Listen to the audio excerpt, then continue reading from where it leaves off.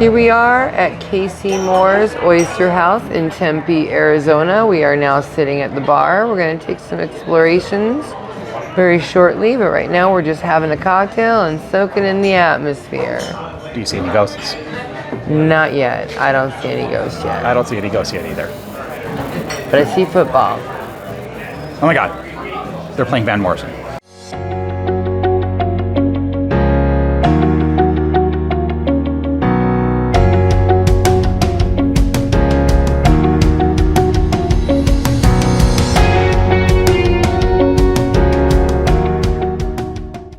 So, I have already done my foundation. I mixed my normal Dermacol foundation with a little of the LA Girl Pro Color Foundation Mixing Pigment in the shade white.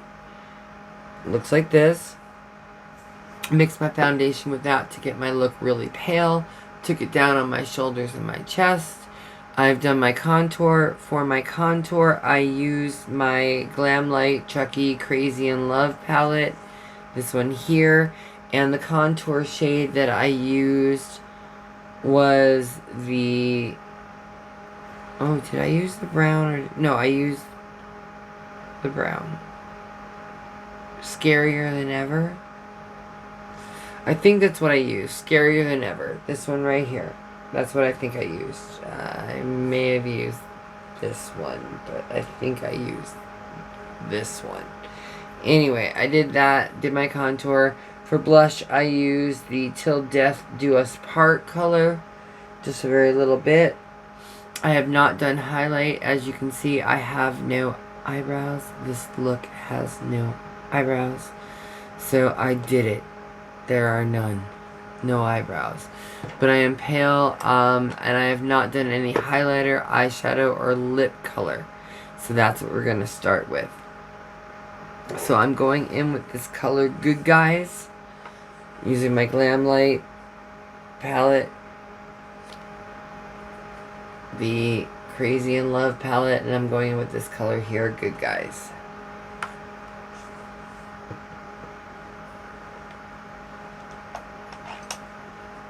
First thing I'm going to do though is lay a little tape down because I do want this to angle up. I'm going to blur this out big time. This is going to be very smudgy. But I do want the angle to be angled up. I think I'm changing what I'm going to do. Instead of starting with the lightest color, I'm going to start with the darkest color. And work my way out. And I want this to be angled up. So yeah, we're going to change this up. I'm going to change my brush. And I'm going to change my color. So give me a second here. We're going to go with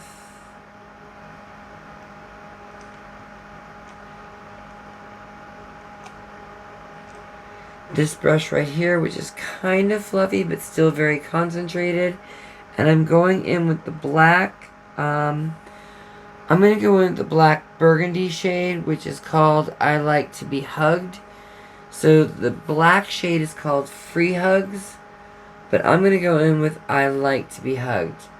Oh, sorry. No, I'm going to go in with I Like to Be Hugged. This one right here. So we're going to do that.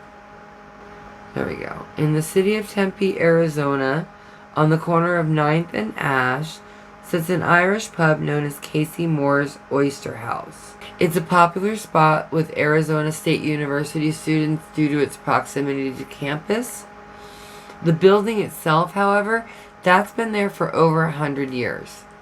The residence was built by the influential Moore family. Now that's spelled M-O-E-U-R. Not to be confused with the title of the restaurant, Casey Moore's, M-O-O-R-E''S. So the Moore family, and they were largely responsible for the educational system in and around Tempe, Arizona. Alright, I'm going to add this all over my lid. So the Moores, William and Mary, built the home in 1910. William became the first head of the Maricopa County School Board.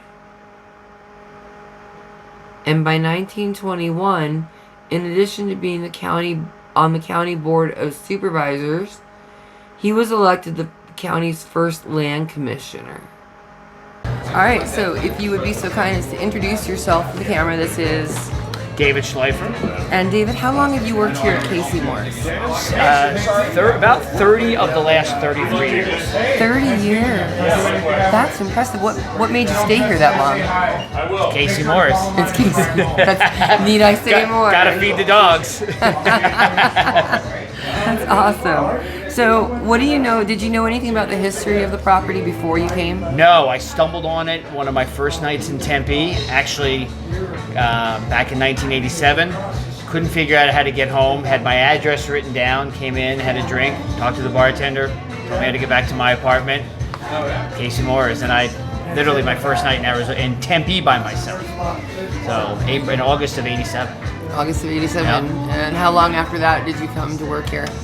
I started here sometime mid to late 1990. Frankly, I'm not exactly sure. I think it was the fall of 90.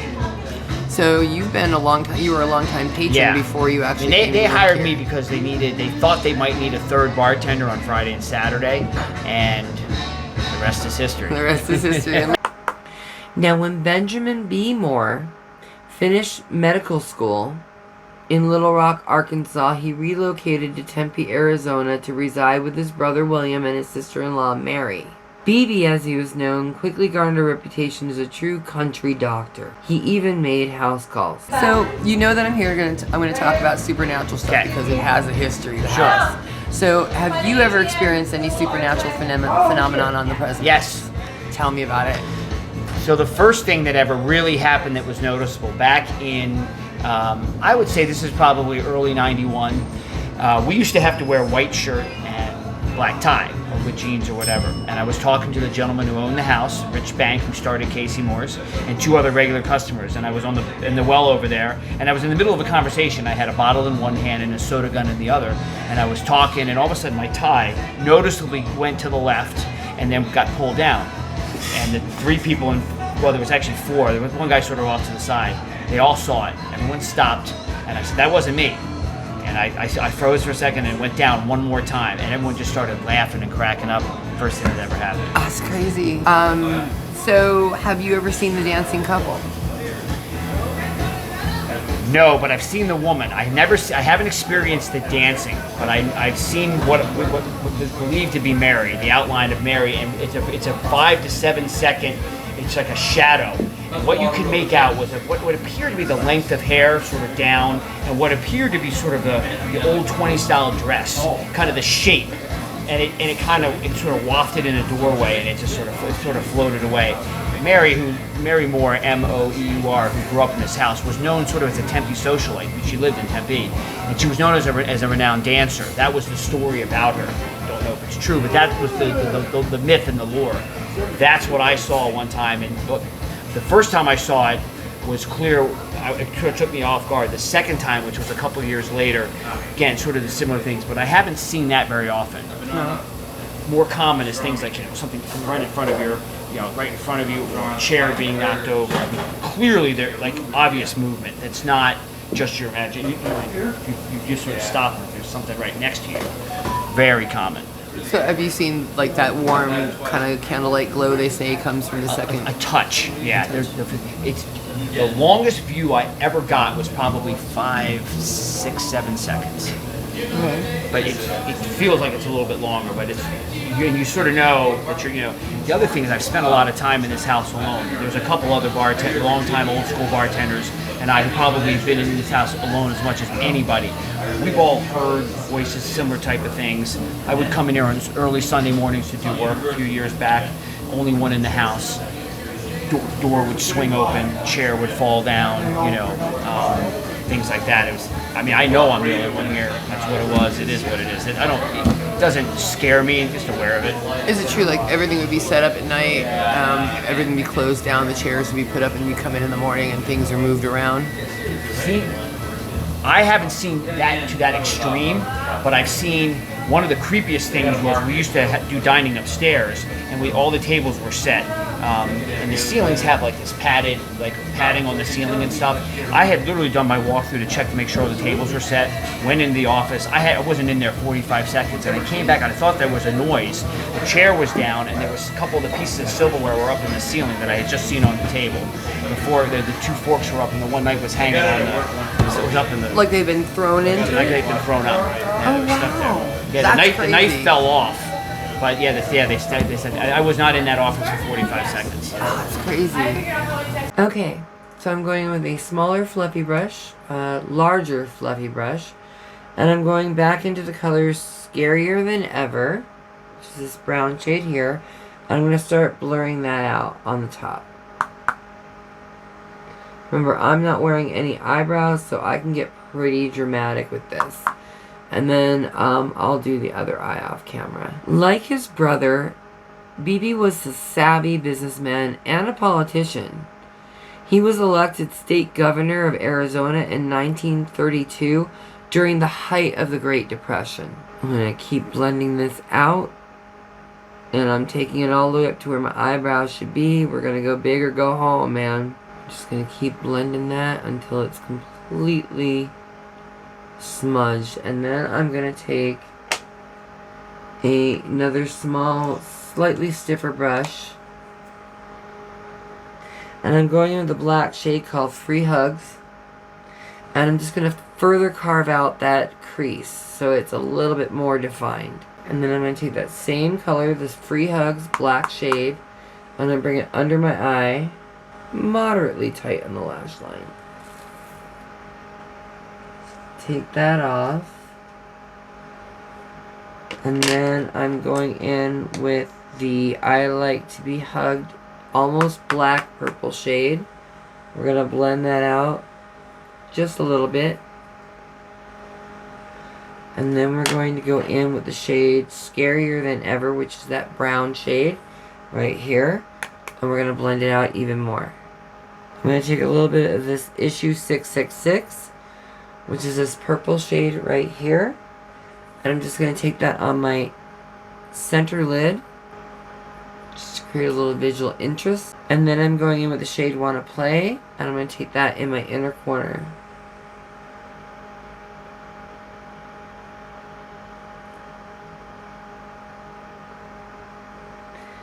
Finally, I'm going in with this fluffy brush. I'm going to go in with the shade Good Guys. And I'm just going to blend it even further out around the edges. Okay, I'm going to do the other eye off camera and I'll be right back.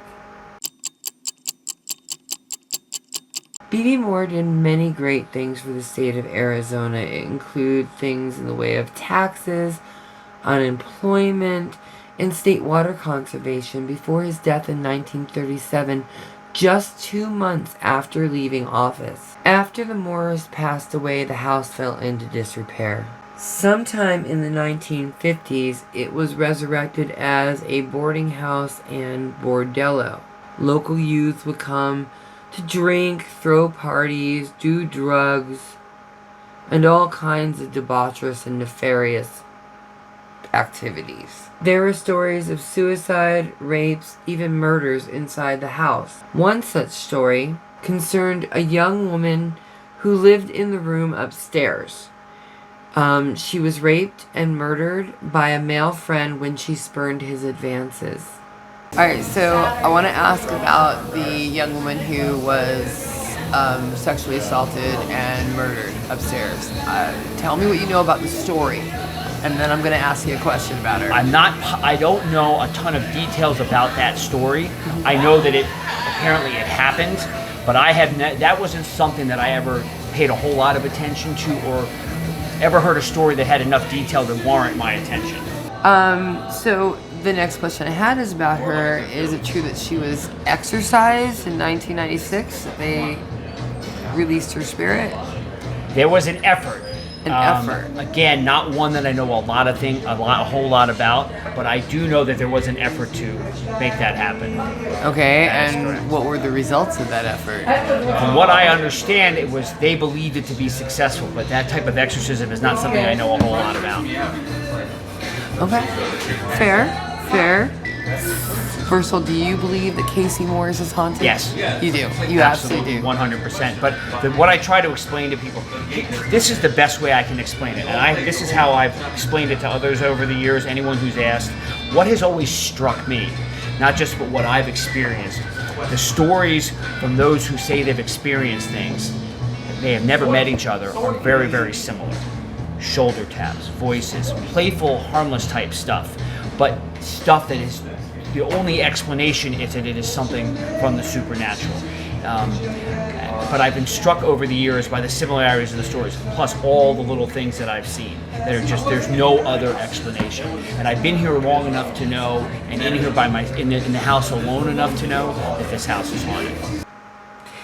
In 1973, the house was purchased and refurbished as a restaurant called Ninth and Ash. Now, Ninth and Ash had moderate success, but it was bought out in 1986. Under its new ownership, it was rebranded as an Irish pub and given the name Casey Moore's Oyster House. Alright, here we are inside Casey Moore's. I'm going to kind of come around so I can get everyone's angle from behind, but this is one of the dining areas. This is all original work. The woodwork, the bookshelves. This house was originally built in 1910. Let's see if we can get a little bit of a wider shot here. It has beautiful stone fireplaces. Again, they've been refurbished a few times over, but they are authentic and original to the house. A lot of these carved areas, cutouts, scalloped, curved openings. We're going to go ahead and go upstairs now. This is the bar, their dining area, and it's a sports bar. They have amazing food. I will include the link down below in the description box. Here are the restrooms. Got coffee. We're going to go this way. We got some things on the wall here from some of their history. You got me there. I wasn't Air Jordan. I like Air Time.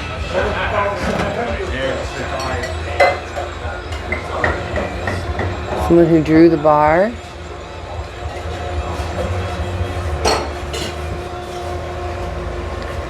Oyster House, home to friendly ghosts.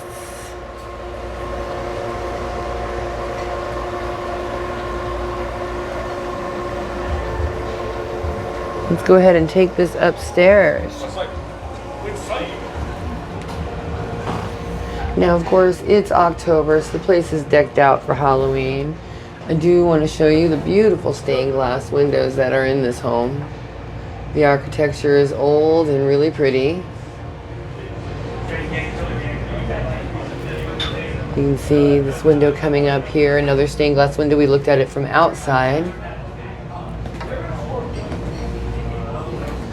They used to serve food up here. Now it's just kind of here for a lounging area. There's the office, so it's another room there.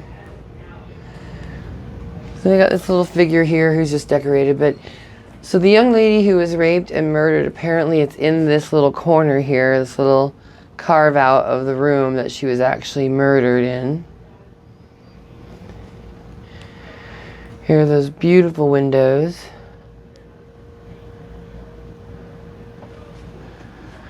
And they still have tables up here, but from what I understand, they don't serve food anymore. But it's all decked out for Halloween. Here's a picture of the house. Again, decked out for Halloween, so it's hard to see, but this is a picture of the house when it was probably in the 20s.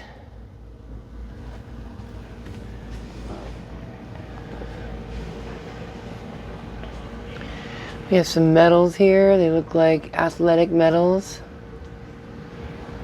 There's another little room here.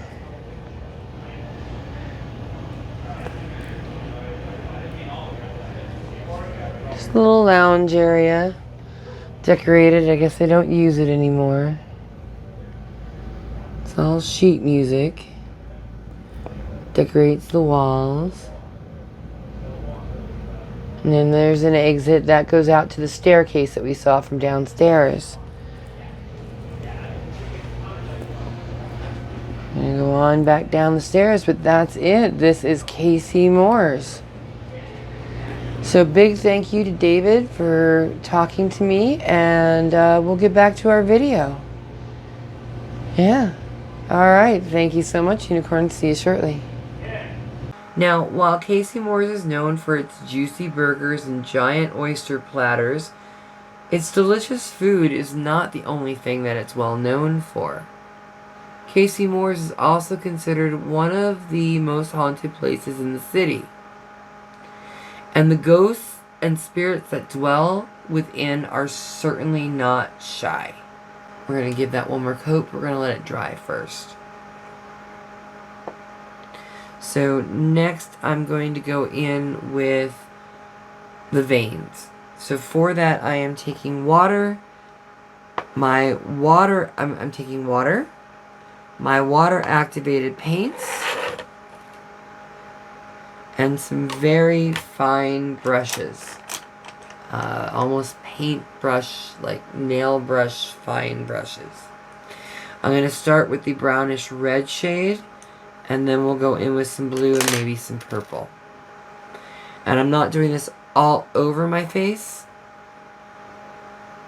I'm just doing it in parts. So let's start with the red. Some real water going in there. Get it nice and thin. And this is a brownish red, so it's going to look more like blood. So many visitors and employees have experienced eerie apparitions and odd occurrences in and around the location. Just going to tap that out. We're going to put some blue on there and some powder over it. It's really hard to talk and do this at the same time. I'm going to dip into a little more water and thin this out a little bit more. Just like that. Still a little more up here. Alright, we're going to rinse this off, and I'm going in with the blue. I like this brush, but I think I want something even tinier. So we're going to go in with this one. And we're going to get really wet, and we're going to wet down the blue. So, people living across the street have reported seeing a woman on the second floor dancing in the window after hours late at night, usually around 4 a.m. She's sometimes accompanied by a gentleman waltzing her around the room. On multiple occasions, neighbors have even called the police, who will arrive to find everything locked up safe and no alarms triggered.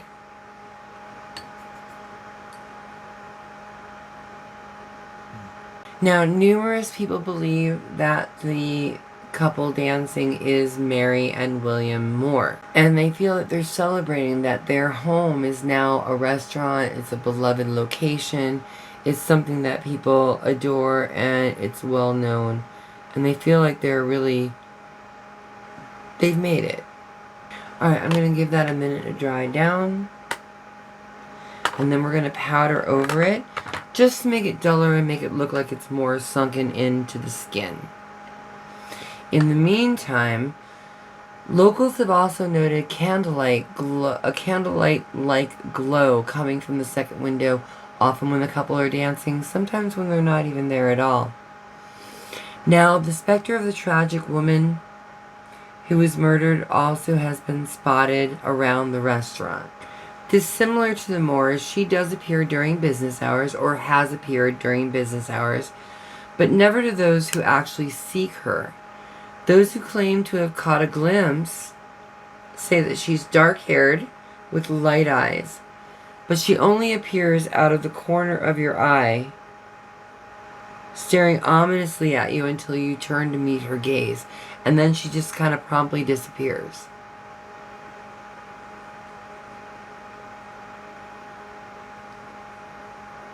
Just going to add a little shimmer here.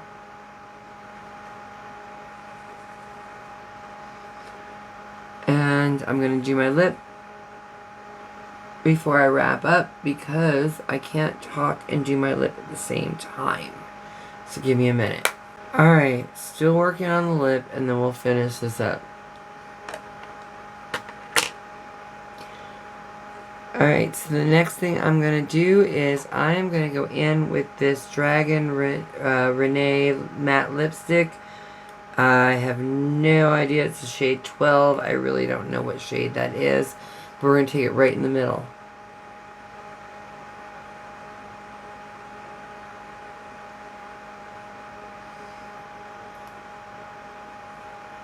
Okay, and then I'm going in with my lip brush and my Jeffree Star lipstick in the shade Red Affair, and we're just going to fill in the blanks.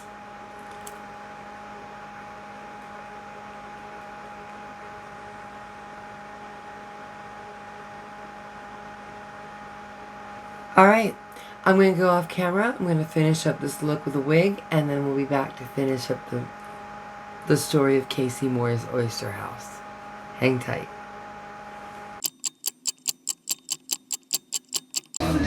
So, Dave, the last question I have is, are there any other final thoughts, any stories that you want to share, or anything you want to tell? One quick thing is I don't tell these stories to promote the business. Mm-hmm. This is something it's not something that I've ever been really extremely interested in, scared of, whatever. I find it fascinating working here. I think it's real.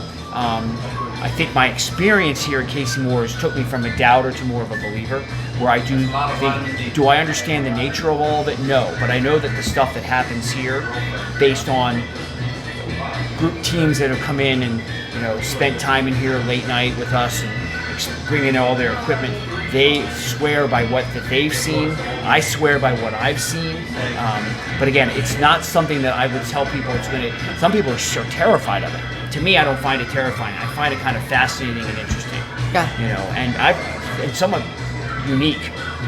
And I think the stuff that happens here is unique anyway from a business perspective. And I think it just adds to the lore. And it's true. It is 100% true. Yeah. Well, it's got to be something amazing since it's kept you here for over 30 years. It is. This place gets in your blood.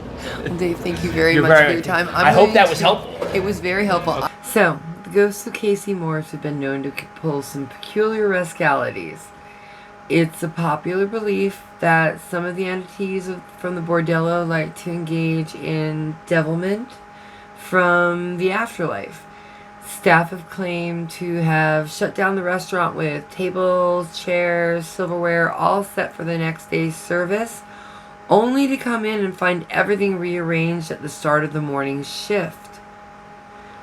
Staff and customers alike have affirmed seeing silverware launched from tables on several occasions, and lamps have swung sharply by themselves. There's even an account of photo frames flying off the wall with the nails still in the frames as if they had been ripped off the wall and thrown. Overall, it's a pretty animated place. But you've seen it. Tell me in the comments what you think. In the meantime, this is the finished vampire look with the veins. Let's get a little blood.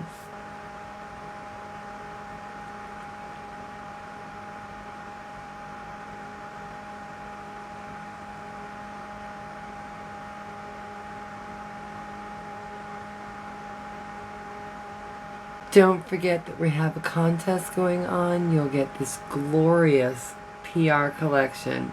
Once we hit 300 subscribers, I'm going to hold a contest. In the meantime, please tell your friends, please tell your neighbors to subscribe. Hit the like button, leave a comment, it really helps, and hit the notification bell to find out when I drop new content. In the meantime, thank you for joining me. Happy Spooktacular October, and stay magical.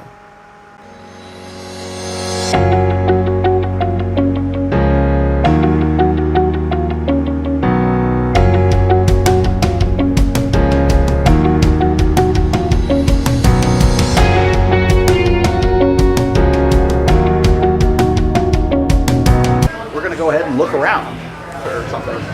So follow me. It's very spooky. It's out of order. Alright, hold on. I've got my handy dandy spectro ectoplasmic meter. Turning it on. This is official ghost hunting stuff. we go. Oh, look. Something's happening. No, it happened. Look. This thing is doing something. It detected a ghost. It detected something. It detected something. So, He slimed me. this is a spot right here that apparently that young woman was killed. Well, the little ectometer says no. Wait, maybe. It says maybe. It didn't like that I said that. Something's going on.